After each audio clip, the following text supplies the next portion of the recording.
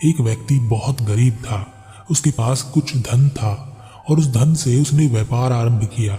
व्यापार आरंभ करने से पहले वह मंदिर में गया और उसने भगवान से मांगा, हे भगवान, मैं अपने थोड़े से धन से व्यापार आरंभ कर रहा हूँ।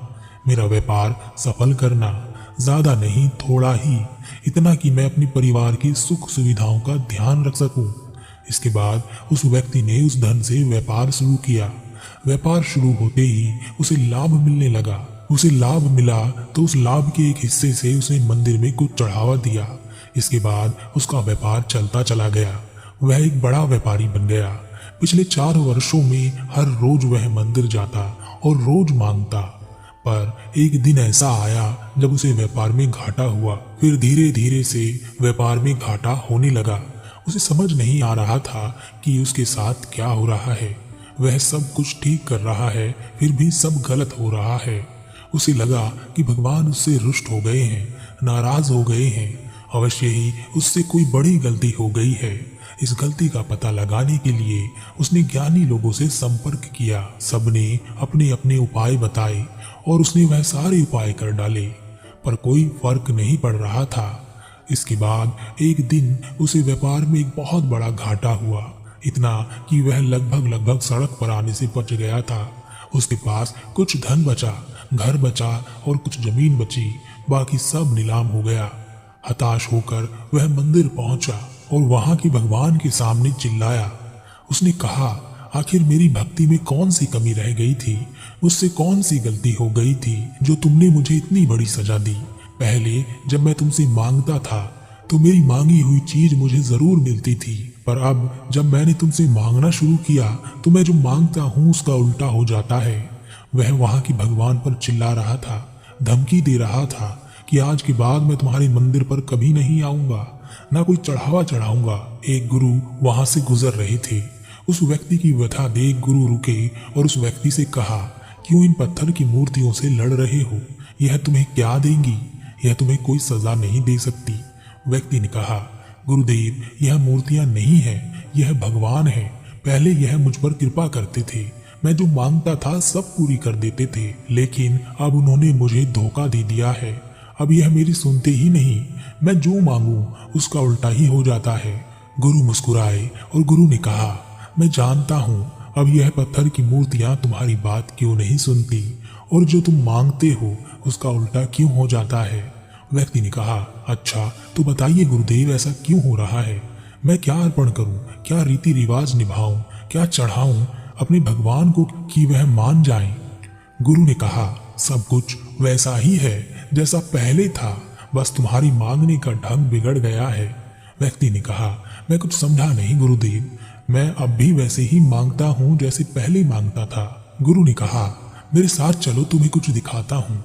गुरु उस व्यक्ति को अपने साथ ले गए और एक नीम के पेड़ के पास ले जाकर खड़ा कर दिया और कहा, अगर मैं इस नीम के पेड़ के जमीन के ऊपर के तने को काट कर उस तने पर आम का पेड़ लगा दूं, तो क्या यह आम का पेड़ मीठे फल देगा?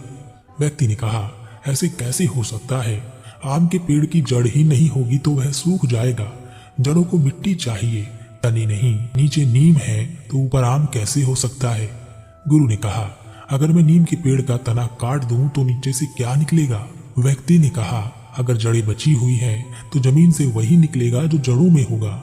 नीम होगा तो नीम निकलेगा, आम होंगे तो आम निकलेंगे। गुरु ने कहा, बहुत अच्छे, तुम समझदार हो, पर समझदारी से देख नहीं रहे हो। तुम्हारे साथ भी तो यही हो रहा है। तुम्हारे मन के भीतर जो जड़ें हैं वह नीम की हैं और ऊपर तुमने आम का पेड़ बिना जड़ों के लगा रखा है, इसलिए वह मुरझा गया है। आम का पेड़ तुम्हें फल नहीं दे पा रहा और जो भीतर है वह किसी न किसी रूप में ऊपर आ ही जाता है। व्यक्ति ने कहा, गुरुदेव, आपकी बातें कुछ समझ नहीं आ रही। गुरु उस व्यक्ति को एक गरीब व्यक्ति के पास ले गए जिसके पास कुछ भी नहीं था। गुरु ने उस गरीब व्यक्ति से कहा, तुम इस सृष्टि के रचयिता से क्या मांगते हो? गरीब व्यक्ति ने कहा, मैं क्या मांगूं, फिर भी मैं इतना ही कहना चाहता हूँ कि वह देने वाला मुझे 2 वक्त का भोजन दे दे, बस इससे ज्यादा कुछ नहीं चाहिए। गुरु ने गरीब व्यक्ति से कहा, और तुम्हें क्या खोने का डर है? गरीब व्यक्ति ने कहा, मेरे पास कुछ है ही नहीं तो मैं क्या खो सकता हूँ। गुरु ने उस व्यक्ति से कहा, देखा तुमने, इस व्यक्ति के पास खोने के लिए कुछ भी नहीं है, इसलिए यह हमेशा पा ही सकता है, खो नहीं सकता। गुरु उस व्यक्ति को एक अमीर व्यक्ति के पास ले गए। गुरु ने उस अमीर व्यक्ति से कहा, तुम इस सृष्टि के रचयिता से क्या मांगते हो? अमीर व्यक्ति ने कहा, मेरा व्यापार सही चलता रहे, कभी घाटा ना हो और मैं अधिक से अधिक अमीर होता चला जाऊं। यह सबसे अमीर मैं ही हूं और मैं ही रहूं। गुरु ने उस अमीर व्यक्ति से कहा, और तुम्हें क्या खोने का डर है? अमीर व्यक्ति ने कहा, मेरे पास बहुत कुछ है और हर एक चीज मुझे प्रिय है, मैं कुछ नहीं खोना चाहता, बस यही डर लगा रहता है कि कुछ खो ना जाए। गुरु ने उस व्यक्ति से कहा, देखा तुमने, इस व्यक्ति के पास खोने के लिए है तो यह खो भी सकता है। व्यक्ति ने कहा, गुरुदेव मैं अभी भी आपकी बात समझ नहीं पा रहा। गुरु मुस्कुराए और गुरु ने कहा, पहले जब तुम मांगते थे तब तुम्हारे पास खोने के लिए कुछ भी नहीं था। तुम्हारे अंतर में और बाहर एक ही चीज थी। अंतर में नीम का पेड़ था तो बाहर भी नीम का ही पेड़ था। अंतर में आम का पेड़ था तो बाहर भी आम का ही पेड़ था। तो अंतर से पोषण लेकर तुम्हारी आवाज बाहर फल बनकर निकलती। पर जैसे जैसे तुम्हारे पास चीजें आने लगी, तुम्हारे अंदर एक डर उत्पन्न हो गया कि यह खो ना जाए। तब यह वैसी ही स्थिति हो गई कि अंतर में तो नीम की पेड़ की जड़ें हैं और मुख पर आम के पेड़ के शब्द निकल रहे हैं। ऐसा पेड़ कैसे फल दे सकेगा? फल तो वही मिलेगा जो अंतर में होगा। जरा बताओ, जब तुम मांगते हो तो तुम्हारे अंतर में कौन सा डर होता है? क्या तुम्हारी जबान पर भी वही होता है, या तुम्हारे अंतर में खोने का डर होता है, लुट जाने का डर होता है, छिन जाने का डर होता है, और जबान पर सब मिल जाए, सब अच्छा हो, यह चलता रहता है? वह व्यक्ति गुरु के चरणों में गिर गया और कहा, गुरुदेव आप सत्य कहते हैं। पहले मेरे मन में जो था वही मेरी जबान पर भी होता था, पर अब मेरे मन में डर रहता है और मैं जुबान से कुछ और ही बोलता हूँ।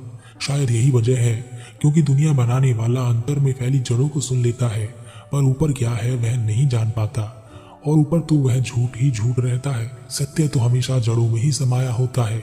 उस व्यक्ति को अपनी भूल का पता चल गया और वह गुरु को प्रणाम कर वहां से चला गया। अब एक खास बात, कभी कभी हम सोचते हैं हमारे जीवन में इतना बुरा क्यों घट रहा है, और इस सब की एक ही वजह होती है, हमारा अंतर्मन, कि उसमें क्या चल रहा है। यही महत्वपूर्ण है। यह तुम्हारे सुख को दुख में परिवर्तित कर दिखा सकता है और तुम्हारे गहरे से गहरे दुख को भी सुख बनाकर प्रकट कर सकता है। पर अंतर में क्या चल रहा है यही मायने रखता है। यही अंतर चीजों को तुम्हारी तरफ आकर्षित करता है। आखिर यह ब्रह्मांड तुम्हें हर चीज देना चाहता है जिससे तुम अपनी उन्नति कर सको, लेकिन वह तुम्हारे अंतर से जुड़ा है और तुम्हारे अंतर में बहुत आवाजें हैं। जो अंतर में चल रहा होगा वही उसको सुनाई दे जाता है, भले ही तुम ना सुन सको। इसलिए अपने अंतर पर काम करो, उसे सुनना सीखो।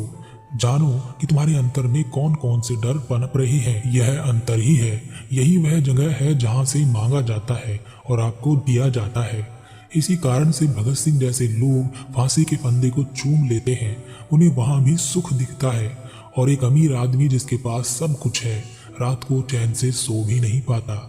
यह सब तुम मांग रहे हो, जरा संभल कर मांगना, क्योंकि मांगी हुई चीज पूरी हो ही जाती है।